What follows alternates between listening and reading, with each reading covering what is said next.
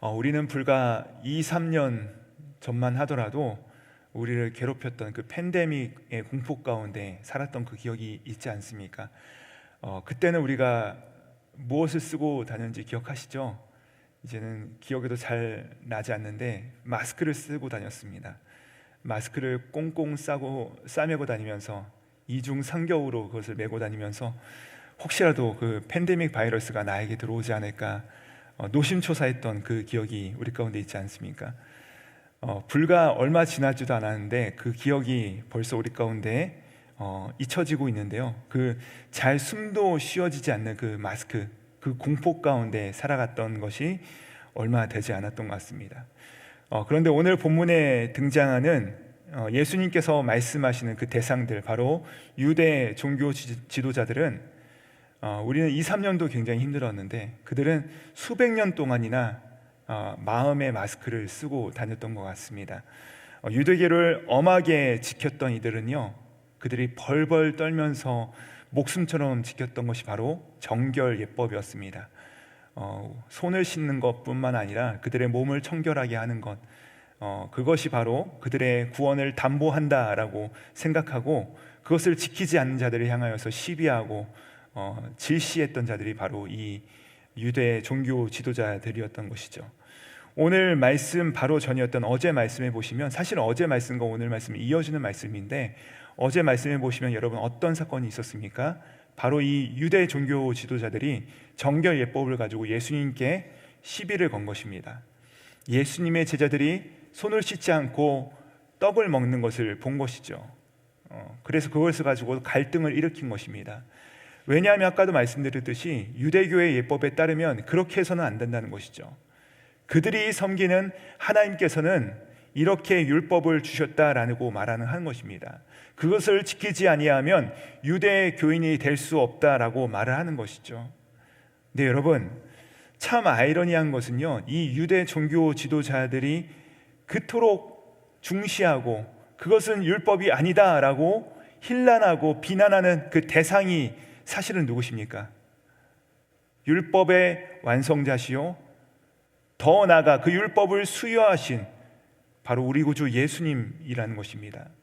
그러니까 이들은 사실 하나님을 향하여서 이것은 하나님의 법이 아니다라고 질타하고 있었다는 것이죠. 오늘 우리가 이 말씀을 보면서 우리도 이처럼 내가 옳다라고 여기고 내가 맞다라고 생각을 할 수 있지만 실은 그것이 다 하나님의 뜻은 아닐 수 있다는 것입니다. 오히려 하나님의 뜻이다라고 믿고 있는 그 신념, 나의 신념일 때가 훨씬 더 많다는 것이죠.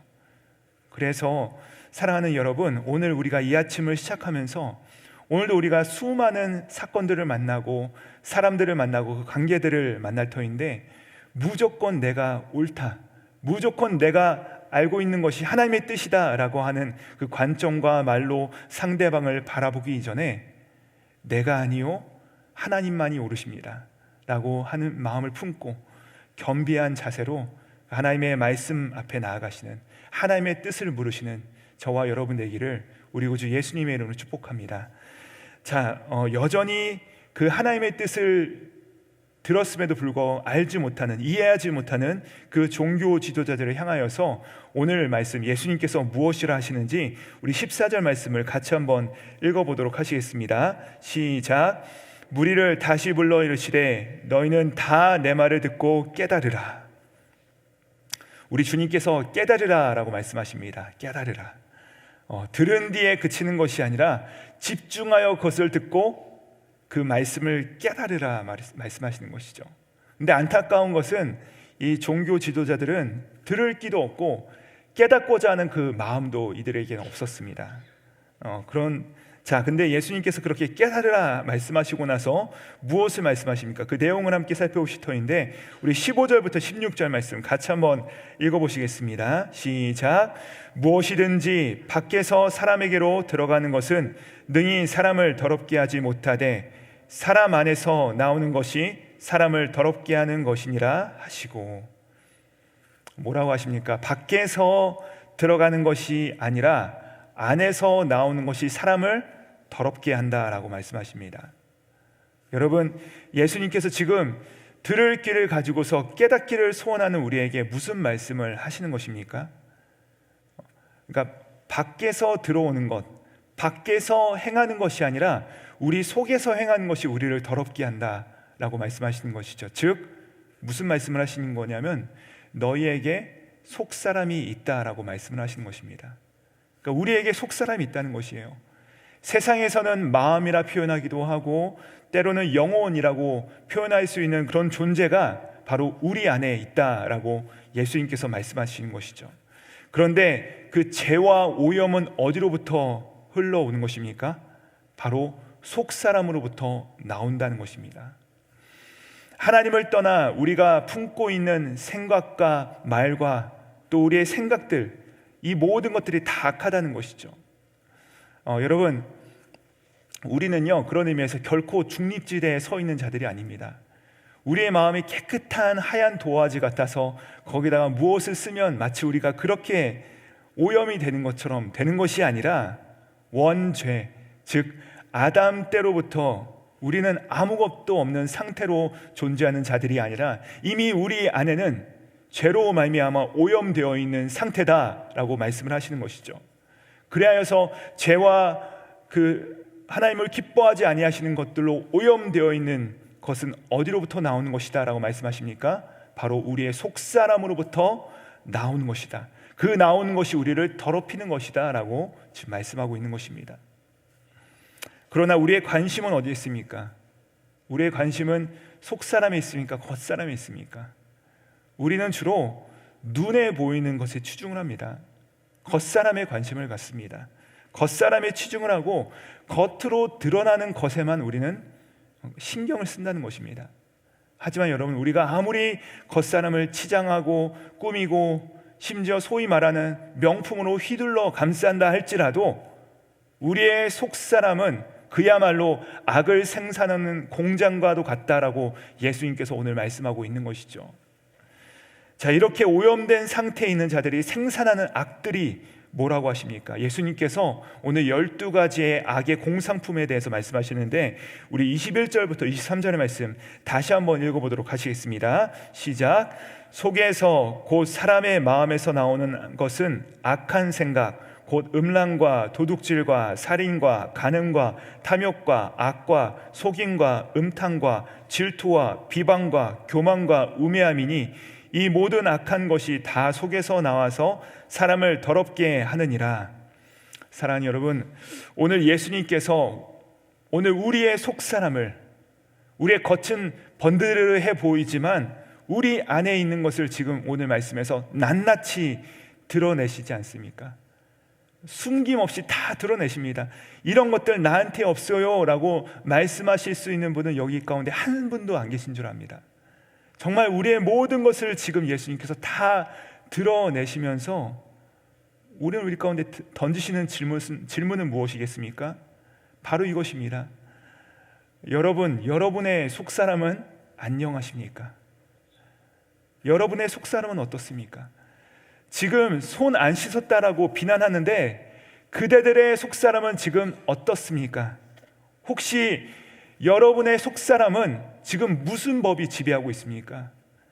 우리의 속사람은 과연 하나님의 법이 지배하고 있습니까? 아니면 세상의 법이 지배하고 있습니까? 라고 예수님께서 오늘 우리 가운데 질문을 던지시는 것입니다. 오늘 우리 주님께서 왜 이렇게 너희의 마음은 나뉘어져 있냐? 너희의 속사람이 왜 이렇게 하나님의 뜻을 따르지 않느냐? 제발 좀 정결한 길을 따르지 않으렴이라고 우리 가운데 말씀하고 있는 것이죠. 자, 여러분, 오늘 주님께서 주시는 말씀은 너무나도 분명합니다. 우리의 속사람을 깨끗하게 하라는 것이죠. 자, 그러면 우리 가운데 질문이 듭니다. 어떻게 해야만 우리의 속사람이 깨끗해질 수 있겠습니까? 우리가 정한 마음을 어떻게 가져야 되겠습니까? 어떻게 내 안에 이기적인 나의 법과 또 세상의 법으로부터 우리가 해방될 수 있겠습니까? 어떻게 하면 내 속사람이 건강해질 수 있겠습니까? 누가 이것을 가능하게 할 수 있겠느냐라는 것입니다. 제가 어제 이 말씀을 준비하면서 어떻게 내 속사람이 깨끗해질 수 있을까? 어떻게 강건해질 수 있을까? 그것을 고민하고 있는데 문득 사역자반에서 제가 우리 사역자반 계신 분들과 함께 암송하였던 로마서 8장이 문득 떠올랐어요. 제 마음을 스쳐 지나갔습니다. 로마서 8장, 바로 그 앞장인 7장까지만 하더라도 바울이 자기 속사람에 대해서 무엇이라고 정직하게 고백을 합니까? 오호라, 나는 공고한 사람이로다. 누가 이 사망의 몸에서 나를 해방하랴. 세상의 법과 하나님의 법이 자기 안에서 충돌하며 싸우는 것을 그가 깨닫고 이렇게 울부짖은 것입니다. 누가 나를 건져내랴 라고 하면서 바울의 울부짖음으로 7장이 마무리됐는데, 근데 그 사도 바울이 7장을 넘기자마자 8장에 들어가자마자 그가 뭐라고 선포합니까? 이렇게 선포합니다. 그러므로 이제 그리스도 예수 안에 있는 자에게는 결코 정죄함이 없나니 이는 그리스도 예수 안에 있는 생명의 성령의 법이 죄와 사망의 법에서 너를 해방하였습니다. 할렐루야. 여러분, 이것이 바로 진리라는 것입니다. 죄와 사망의 법에서 우리를 해방하시는 분이 누구십니까? 우리의 속사람을 정결하게 하시고 깨끗게 하시는 분이 누구시다라고 말씀하고 있습니까? 예수 그리스도, 바로 우리 주 예수 그리스도라는 것입니다. 그분이 우리 안에 생명의 성령의 법으로 우리를 새롭게 하신다라고 말씀하고 있다는 것이죠. 사랑하는 여러분, 그러므로 우리가 이 아침에 다시 한번 결단해야 될 것은 바리새인들과 서기관들의 비난에 굴복하지 마시 바랍니다. 죄책감에 우리가 굴복하지 마시 바랍니다. 과거의 실수 하나에 묶여가지고 아둥바둥하지 마시기 바랍니다. 여러분, 혹은 종교적인 공로와 열심으로 나의 죄들을 덮으려고 노력하지 마시기 바랍니다. 그것으로 결코 이룰 수 없다는 것입니다. 헛수고라는 것입니다. 헛고생이라는 것이죠. 우리의 노력과 열심으로는 한 털도 깨끗하게 될 수 없습니다. 그러면 어떻게 해야 됩니까? 어떻게 하면 우리의 속사람이 다시 한번 힘을 얻고 새롭게 될 수가 있습니까? 예수님께 나아가야 됩니다. 예수님께 나아가시 바랍니다. 과거의 실수와 내 안의 죄성에 매여서 좌절하거나 낙심하거나 포기하지 마십시오. 예수님께 내려놓으십시오. 예수님께 나아오십시오. 예수님께서 그러면 우리 가운데 우리의 옛사람을 벗겨주시고 우리의 더러운 옷을 벗겨주시고 새로운 옷을 입혀주시고 아름다운 옷을 입혀주셔서 정말 새로운 옷을 입은 그 주님의 귀한 사람으로 우리 한 사람 한 사람을 세워주실 수 믿습니다. 오늘도 그 예수 그리스도의 옷을 입으시고 행하심으로 승리하시는 저와 여러분 되시기를 우리 구주 예수님의 이름으로 축복드립니다. 기도하시겠습니다. 주님, 오직 주님만이 하실 수 있을 줄 믿습니다. 우리 가운데 정한 마음을 새롭게 하여 주시옵소서. 우리는 속사람을 정결하게 할 수 있는 능력이 없기에 주님의 보혈을 의지합니다. 보혈만이 우리의 속사람을 깨끗하게 하신다는 이 복음을 믿고 겸손하고 담대히 이 기쁨을 전하고 살아가는 예수님의 사람들 되게 하여 주시옵소서. 감사드리오며 십자가 위에서 우리의 모든 죄를 용서하신 예수 그리스도의 이름 받들어 기도드립니다. 아멘.